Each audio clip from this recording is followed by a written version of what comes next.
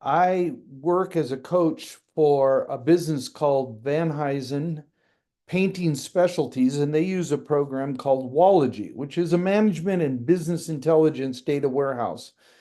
And what that data warehouse does is it takes in all kinds of information from things like QuickBooks, reports from the field, how jobs are going, the production team, the sales team, the marketing team, customer service team, all of it goes in and they look at the past, the present, and the future inside of this data warehouse. Transforms it, of course, so the computer can use it well. And then you can extract it to ask the questions of how are the divisions doing? Are the production team, are they producing? What does it cost them to produce $1 of profit?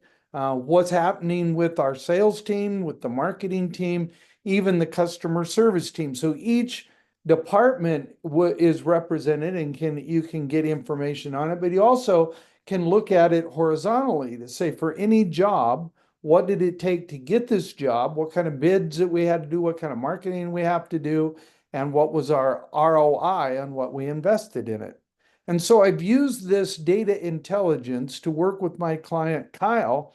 He wanted to know, why am I not making any money? What's going on with this? So I looked at all of his data and I came back because I was able to pull data from the business intelligence data warehouse and say, Kyle, if you look at the past and recognize what's worked for you in the past, your overhead's too high and you can't make money with this kind of overhead. And so he came to recognize he's going to have to change what he's spending on overhead. Another time he asked me, how do I fill in the gaps of the year where I don't have jobs? So I was able to look at Wallogy and understand exactly what's being spent on marketing to produce one job, one successful bid, and what is the return on the average job.